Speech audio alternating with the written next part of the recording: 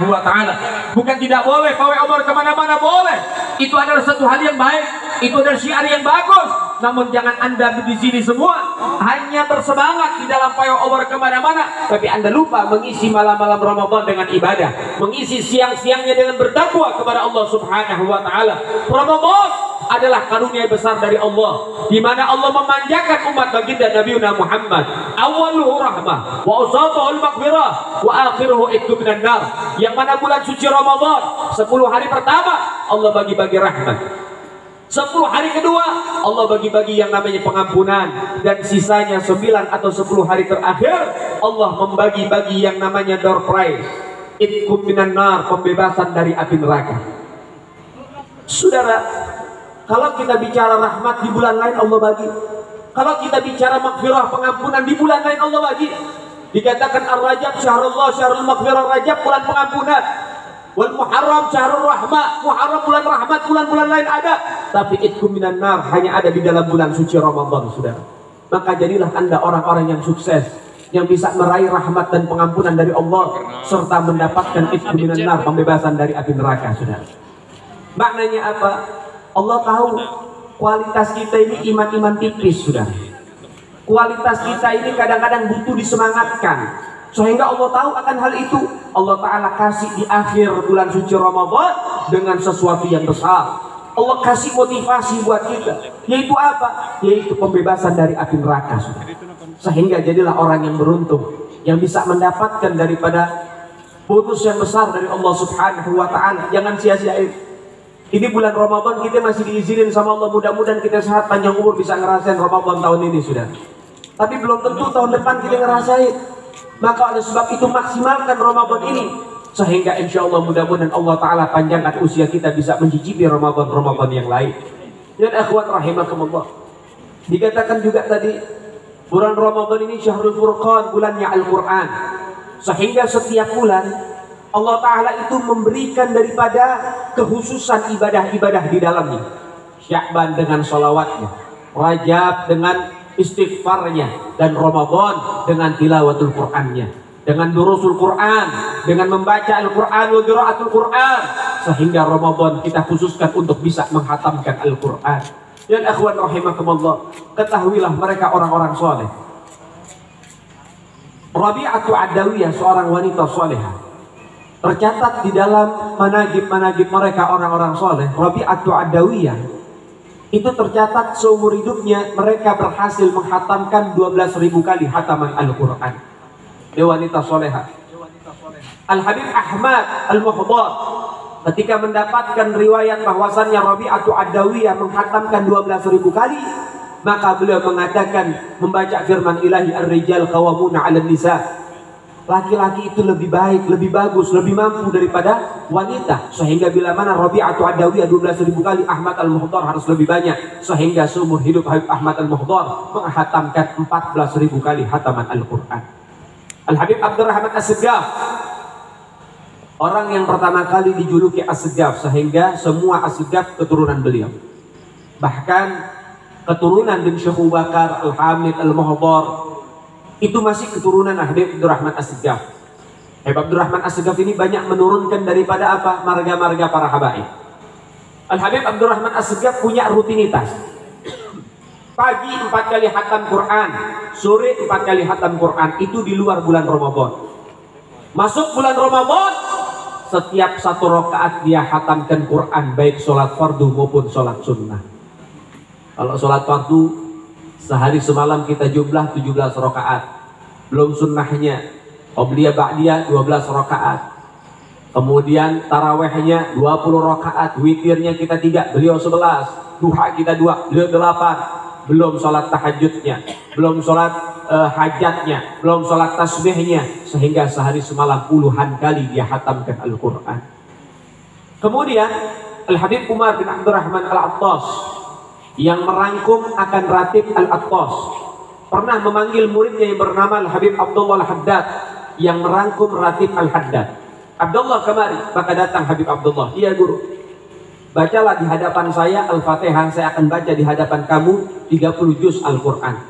Sehingga keduanya membaca mulainya bareng, selesainya bareng. Maknanya Al-Habib Umar bin Abdurrahman Al-Attas membaca 30 juz Al-Quran dengan durasi pembacaan Al-Fatihah orang biasa, saudara. Kok bisa? Itulah mereka orang-orang soleh, orang-orang wali, mendapatkan salah satu karamat yang namanya daripada barakatul waqt, keberkahan waktu. Waktu yang sedikit namun dia bisa melakukan hal yang banyak. Begitulah Habib Umar bin Abdurrahman Al-Attas. Apakah bacanya buru-buru? Enggak, dita'ani, dengan santai, dengan pelan, dengan diresapi. Begitulah orang-orang soleh. Sehingga beliau itu mendapatkan julukan Qutbul Anfas.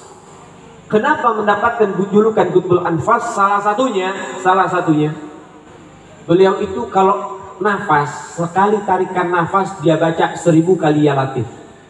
Tarik nafas, ya latif, ya latif, ya latif, ya latif, ya latif. Buang nafas, ya latif, ya latif, ya latif, 1000 kali. Sehingga begitulah orang-orang soleh. Ahlul Quran, mereka orang-orang yang begitu tenggelam dengan Al-Quran. Al-Quran itu surat cinta dari Allah. Surat cinta itu diberikan sama siapa sih? Surat cinta itu nggak mungkin diberikan sama orang yang nggak dicinta, tapi surat cinta akan diberikan kepada orang-orang yang dicintai. Sehingga kalau Anda ingin menjadi hamba yang dicintai oleh Allah, baca Al-Quran.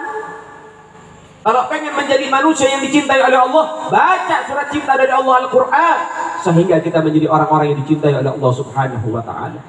Al-Quran, yang mana Al-Quran adalah apa? Syifa min kulli da', obat dari berbagai macam penyakit, saudara.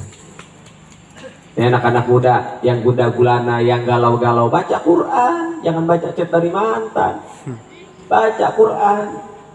Anak-anak muda zaman sekarang kelihatan muka-mukanya, muka-muka korban-korban patamon, patah hati, gagal move on.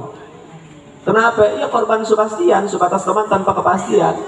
Jadi begitu, muka pelas, mukanya sedih banget dah.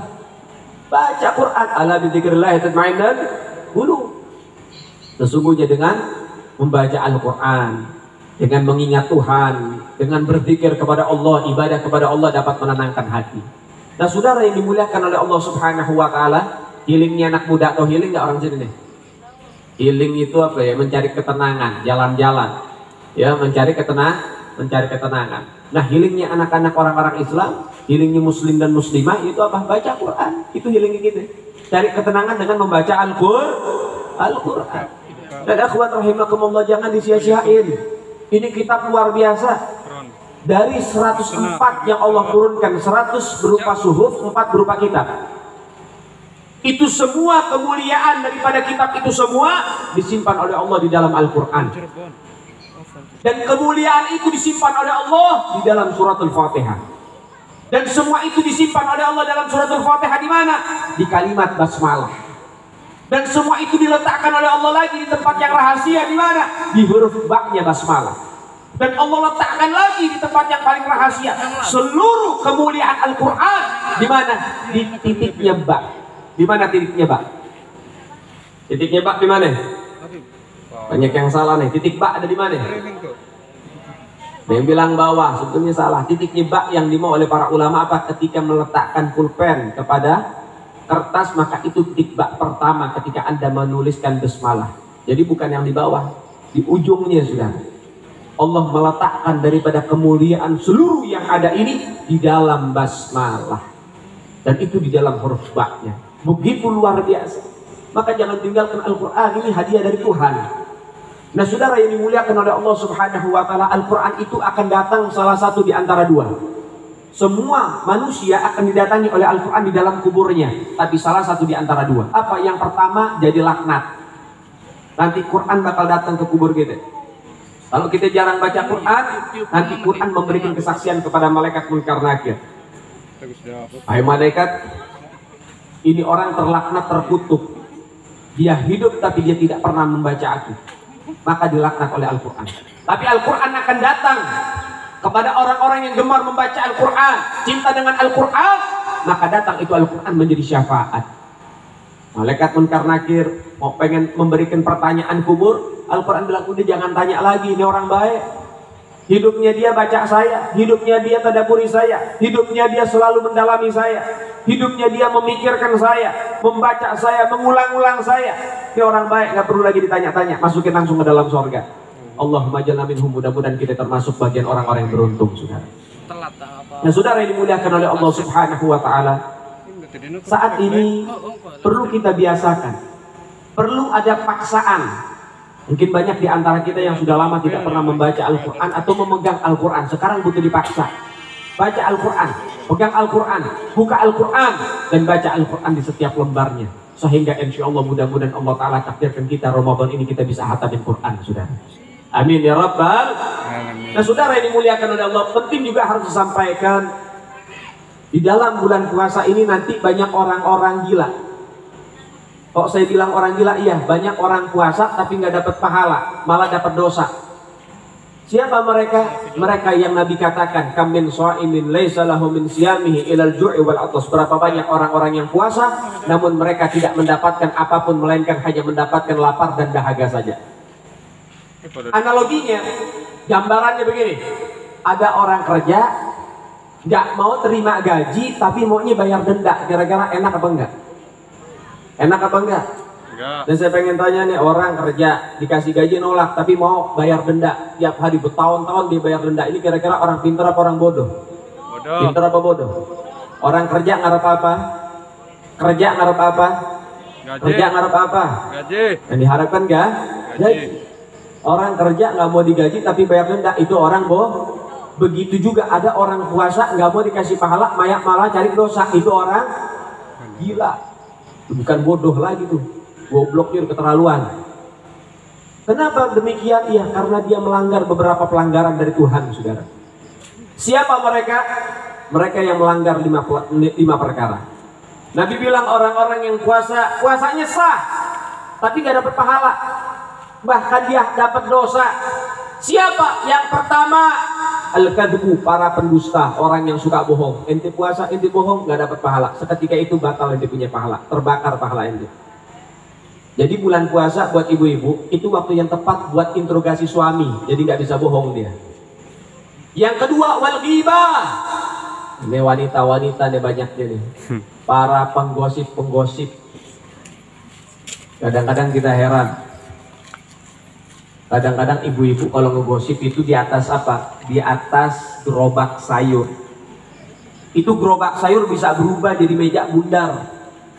Sehingga gerobak sayur itu adalah tempat pertukarnya informasi.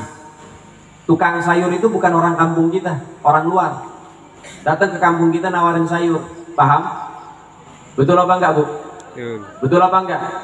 Tapi gara-gara ibu suka gibah, tukang sayur sampai apal siapa nama RT-nya, nama hansipnya, ibu ini selingkuh sama siapa, itu sampai tahu. Air di kampung sampai tahu dia, sampai ngikutin up to date-nya. Masya Allah. Na'udzubillah, hati kurang-kurangin tuh. Bahaya orang gibah. Itu bahaya. Yang ketiga, sumpah palsu. Yang suka sumpah palsu tuh. Yang keempat, fitnah dan ngadu domba. Hati orang-orang macam begini. Dan yang kelima, dengerin yang kelima, nabrabi syahwat. Orang yang ngelihat dengan syahwat. Jadi ngelihat sesuatu inti syahwat dalam keadaan puasa, nafsu dalam keadaan puasa, maka batal pahala puasa, nggak dapat apa-apa. Sampai para ulama kita, hatta walaupun dia melihat al-jamadah, benda mati, jadi lihat tembok syahwat, lihat pohon syahwat, lihat besi syahwat, batal pahala puasa. Masa iya ada orang macam begitu? Sama tembok nafsu dia. Ulama kalau ngasih gambaran pasti ada kejadian. Ternyata 7 tahun yang lalu saya ngeliat berita ada kasus di Bali, seekor sapi diperkosa sampai bunting sudah. Akhirnya sapinya ditenggelamkan di tengah laut. Bahasanya itu untuk buang bala. Nggak sampai di sana, di Jakarta ada seekor entok. Tahu entok nggak orang sini? Tahu. Entok itu apa? Kakaknya bebek ya. Di bawah angsa. Pokoknya entok diperkosa sampai bertelur. Itu di daerah Jakarta.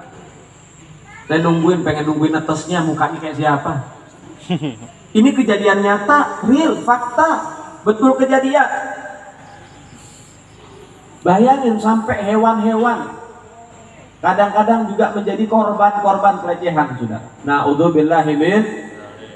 Kok bisa demikian? Itulah orang kalau udah jomblo kelamaan begitu akhirnya.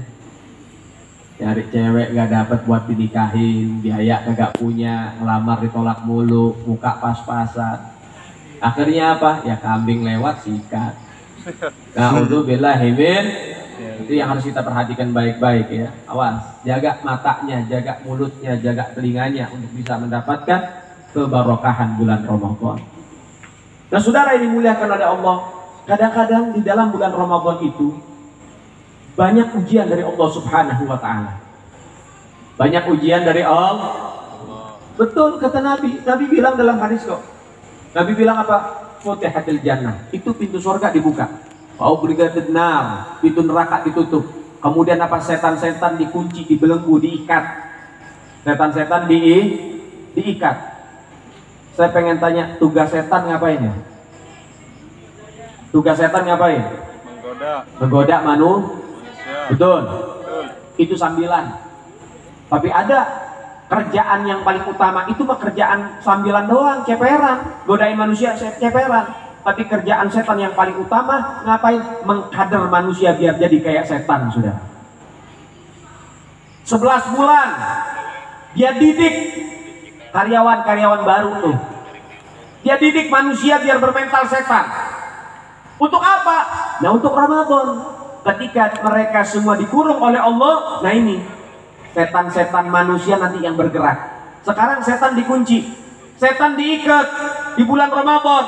Sementara setanlah yang menggoda manusia. Logikanya kalau setan dikunci udah nggak ada lagi manusia yang tergoda, udah nggak ada lagi maksiat. Tapi sekarang pertanyaannya, bulan Ramadan ada nggak yang maksiat? Ada nggak yang maksiat? Ada. Siapa yang goda? Nah, setannya kan dikunci. Siapa yang ngegoda? Nah, itulah karyawan sama karyawatinya setan. Emang ada? Wah, ada. Sekarang kita lihat, mulai sekarang, dulu masih tren, sekarang udah hilang nih. Alhamdulillah udah hilang. Apa? Cabai-cabean udah jarang ada di jalan. Tapi nanti lihat waktu ngabuburit, itu cabai-cabean berkeliaran di mana-mana. Banyak tuh perempuan-perempuan model begitu yang buka-buka aurat. Masya Allah, muka putih, leher dekil, kaki abu-abu monyet, belantong nilon, warnanya 3, dan itu pede. Nanti keluar bulan Ramadan, nanti perhatikan saja, ada orang-orang model begitu tuh. Di jalan, nih anak-anak pengajian, pengen kemana? Ke majelis, pengen kemana? Ke pesantren, pengen kemana? Buka bersama sama gurunya sore. Dia jalan naik motor, ada aja 3 ekor yang nyalip. Bener apa enggak? Betul. Ada yang nyalip. Ini anak pengajian bingung. Ini kadang-kadang apa nih? Masya Allah, dibilang cabai-cabean tapi udah jadi paprika. Ini 3 ekor yang ente orang kalau mau nyalip yang kenceng deh jalan begitu. Ini kadang-kadang kagak udah nyalip, nanggung lagi di depan aja jalan mulai pelan. Memang caper cari perhatian. Paham? Ntar ada ujian model begitu tuh. Ini anak santri, ini anak majelis bingung. Dilihat dosa, nggak dilihat nabrak. Masa mau bawa motor sambil merem? Sebenarnya apa kagak? Nah iya bingung itu, dilema. Nah mereka memang begitu. Kalau udah nyalip, ada laki-laki pakai kopiah, pakai baju koko, nyalip, dia nggak bakal langsung kenceng tuh. Mereka akan apa? Nanggung di depan, jalan pelan-pelan biar jadi pusat perhatian. Na'udzubillahi min. Hati-hati. Kemudian juga bakal ada juga, ini problem juga, polemik juga. Itu banyaknya kejadian apa bulan puasa. Ngapain? Banyak orang yang ngapel bulan puasa, masih pacaran bulan puasa. Ada nggak yang bulan puasa pacaran? Ada nggak? Masya Allah, yang mana orang itu? Luar biasa. Bulan puasa setan dikunci, dia jadi setan. Mereka pacarin orang, perempuan-perempuan, anak kasih tahu, ente orang ini bidadari sorga, ente orang ratu, jangan mau jadi murahan. Cuman gara-gara coklat ente nurut, cuman gara-gara I love you ente nurut, gak punya harga diri. Bukti cinta itu bukan coklat akad, bukti cinta itu bukan I love you tapi gobil tuh, itu bukti cinta. Kadang-kadang orang udah pacaran gila, lebih nurut sama pacar ketimbang sama orang tua. Pacar telepon jam 2 malam ngebut, itu orang berangkat. Betul apa enggak? Betul apa enggak? Ibu nyuruh ke warung, Masya Allah 1000 kali nyuruh nggak jalan-jalan juga, betul apa enggak? Bapak nyuruh ke warung udah 2000 kali nggak jalan-jalan juga, betul apa enggak? Masya Allah, innalillah wa inna ilaihi. Mimpi jadi anak soleh dan soleha kalau sama orang tua masih ngebangkang. Mimpi ente sama pacar nurut, pacaran 4 tahun, ente pacaran apa kredit motor? 4 tahun dapat PCX tuh. Masya Allah, innalillah wa inna ilaihi. Sama pacar nurut, itu pacar padahal belum tentu jodoh kamu. Berapa banyak tuh yang jagain jodoh orang, yang jadi satpam, berapa banyak? Na'udzubillahi min dzalik. Nah saudara ini dimuliakan oleh Allah Subhanahu wa ta'ala, perempuan-perempuan Anda harus punya yang namanya harga diri. Jangan mau dipacarin. Wanita soleha anti pacaran, betul? Jadi kalau Anda misalnya ada laki-laki datang kepada Anda menyatakan perasaan, kasih pilihan apa, halalkan atau tinggalkan, suruh pilih. Kalau dia nggak bisa halalin, ya udah tinggalin, beres urusan. Jadi jangan mau dipacarin. Kadang orang tua zaman sekarang juga rada-rada saya bilang, anaknya kalau nggak pacaran dia bingung. Bapak ibunya panik, wah anak saya nggak laku nih, nggak ada pacarnya. Bingung, orang tua geblek emang. Anak dijaga sama Allah Ta'ala biar nggak dirusak sama orang, malah dia yang panik. Tapi kadang-kadang orang tua zaman sekarang luar biasa. Anaknya punya pacar, bangga luar biasa. Ketemu siapa jadi ceritain, anak gue mah cakep, pacarnya banyak, dari saya sampai minggu beda-beda. Malam Sabtu yang jemput nih pacarnya anak gue nih, yang jemput Satria F. Penalpot bobokan.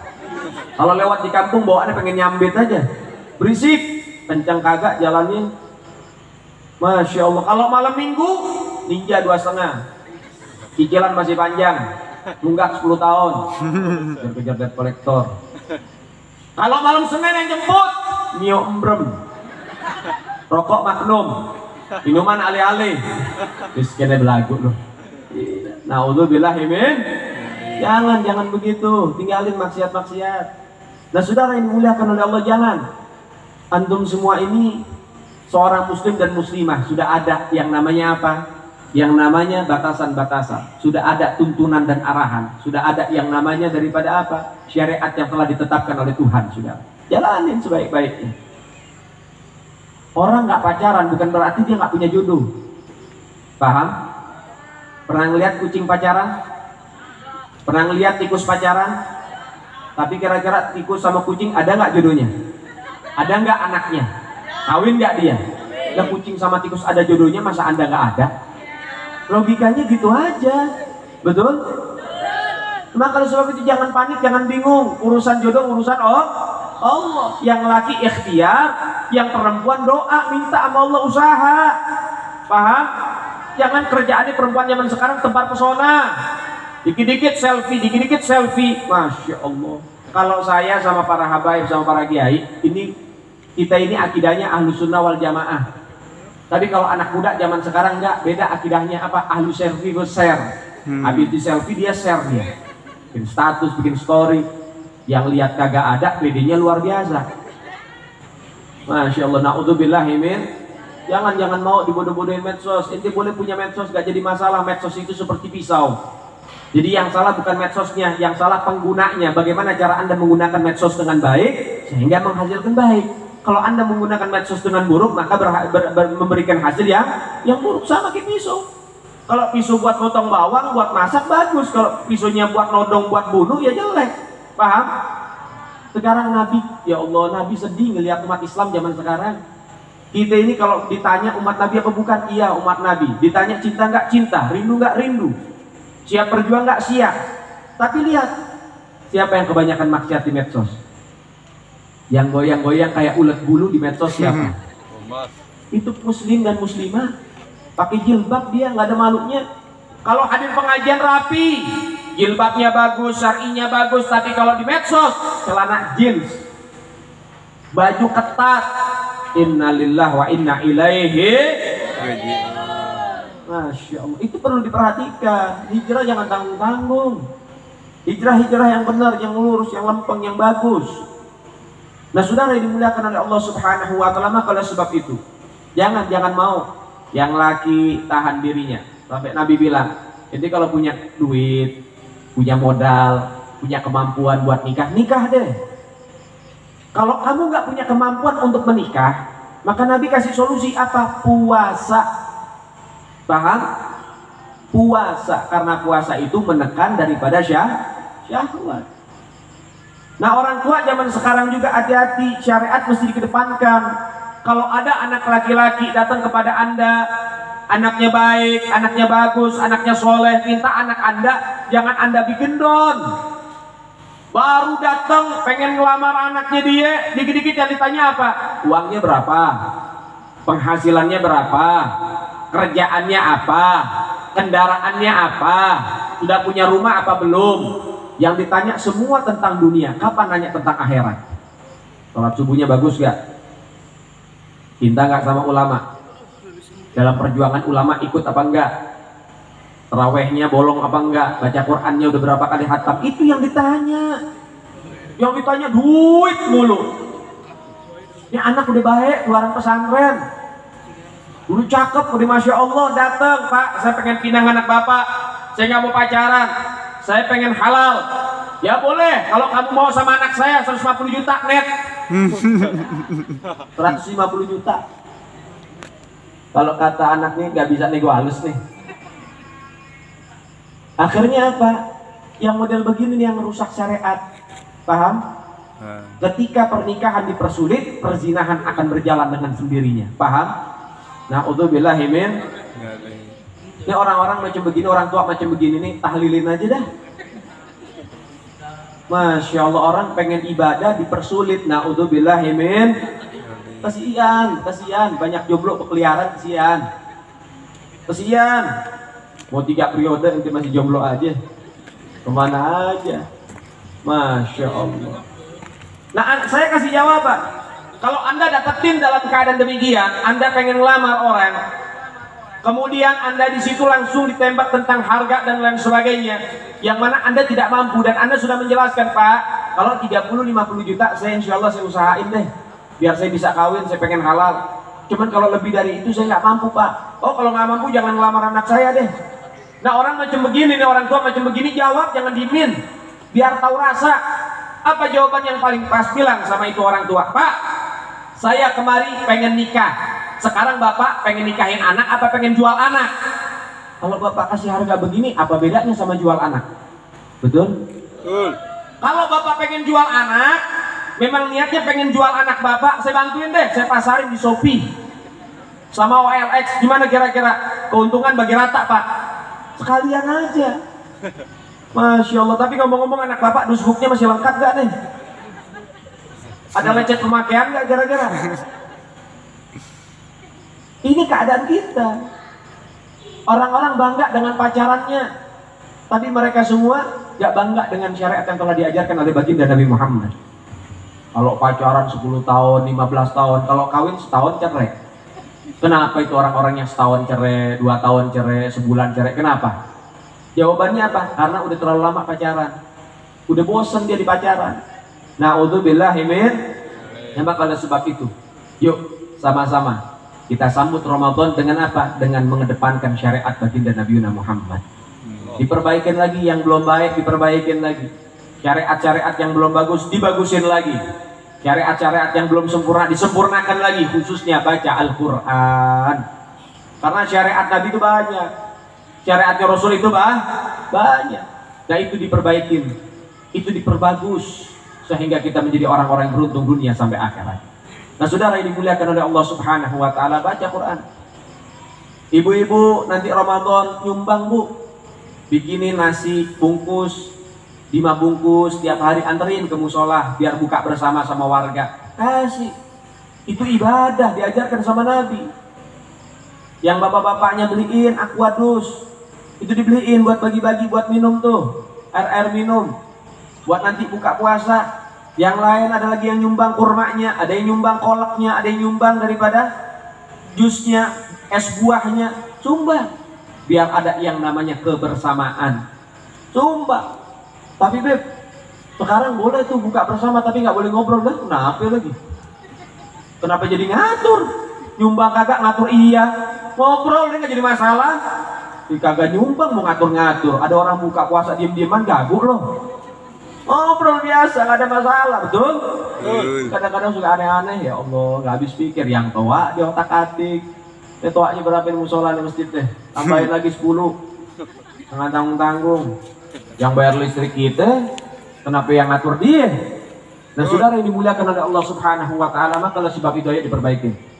Sehingga insya Allah mudah-mudahan Allah Taala memberikan berkah dunia sampai akhir. Al-muhim saudara, sudah tidak usah panjang-panjang. Ramadan ini fokus ibadah, gak usah pikirin yang lain. Fokus ibadah, ibadah yang rapi, ibadah yang bagus, khususnya sholat taraweh. Sholat taraweh laki perempuan, jangan sholat taraweh cuma di depan doang. 5 hari full musola, 10 hari masih lumayan lah musola rame. Masuk hari ke-15 hilang semua, goib, hilang kayak tuyul. Pada kemana jamaah nih? Oh pindah pasar malam, ada majelis baru. Saudara yang dimuliakan oleh Allah, Sayyidina Ali bin Abi Thalib atau kama qala Nabi sallallahu alaihi wasallam, ada makalah dikatakan laisal aid liman labisal jadid walakin al aid liman ta'atuhu tazid. Bukanlah orang-orang yang mendapatkan hari kemenangan, yang mendapatkan berkahnya hari raya, yang mendapatkan daripada kemuliaan hari raya, mereka yang mengenakan pakaian baru. Tetapi orang-orang yang mendapatkan hari kemenangan, berkahnya dan anugerah daripada hari raya, mereka yang taatnya dan takwanya selalu bertambah setiap waktu. Berapa banyak orang pakai baju baru, tapi kemarin nggak puasa. Ada yang pakai sepatu baru, kemarin nggak pernah puasa. Puasa kagak, baju baru dia pakai, terus pengen ikut lebaran, nggak enak banget. Ya nggak bisa begitu. Tapi ingat, hari raya itu bukan dilambangkan dengan pakaian-pakaian yang serba baru, tetapi hari raya dilihat daripada ketaatan yang menjadi terbaru, yang terus ditajdid, diperbarui untuk menjadi daripada semangat takwa dan taat yang begitu luar biasa di hadapan Allah. Memang betul sunnah dianjurkan kalau hari raya, hari kemenangan pakai baju baru, tapi jangan kita lupa akan apa? Akan kemuliaan bulan Ramadan. Sehingga saran dari saya, dari sekarang atau besok siang belanja dah baju-baju baru. Atau sekarang kan ada Shopee, atau ada tuh apa dari internet kan bisa ente all shop itu belanja. Nanti kalau bulan Ramadan fokus ibadah, paham? Bulan Ramadan tinggal fokus ibadah, sehingga insya Allah Ramadan kita makin berkah. Tapi jangan tiap hari yang dibuka Shopee ya.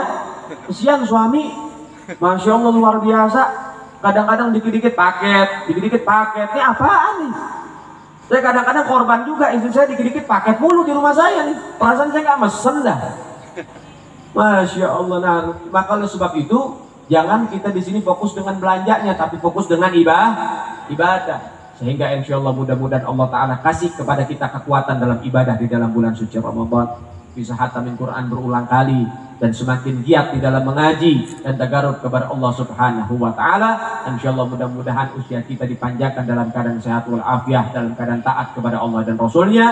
Insya Allah mudah-mudahan Allah wafatkan kita dalam keadaan husnul khatimah. Amin ya Rabbal Alamin. Amin ya Rabbal Alamin. Wa bimanfa'na bibarakatihim wahdinal husna bihurmatihim wa amitna fi tariqatihim wa mu'afati minal fitani. Allahumma inna nas'aluka ziyadatan fid din wa barakatan fil umur wa sihatan fil jasad wa si'atan fil rizqi wa taubatan qablal maut wa syahadatan indal maut wa maghfiratan ba'dal maut wa afwan indal hisab wa amanan minal adzab wa jawazan ala sirat wa nasibal minal jannah warzuqna nadhara ila wajhikal karim ya rabbi ya rahim ya ajwadal ajudin. Wa sallallahu ala sayyidina Muhammad sayyidil mursalin walhamdulillahi rabbil alamin. Amin ya rabbal alamin. Jazakallah, terima kasih banyak yang bisa saya sampaikan.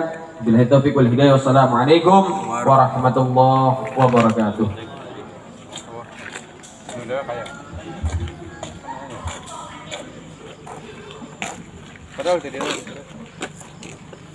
Atas nama hadirin kami haturkan terima kasih kepada guru kita Habibana Habib Ali bin Abdul Aziz bin Jindan. Semoga apa yang telah disampaikan ilmu daripada beliau bisa bermanfaat untuk kita semua. Amin ya rabbal alamin. Dan sebelum acara ditutup, mari kita sama-sama membacakan Mahalul Qiyam yang akan diiringi oleh tim hadroh kepada seluruh jemaah untuk senantiasa berdiri. Mari kita aturkan Mahalul Qiyam. Sallu ala Nabi.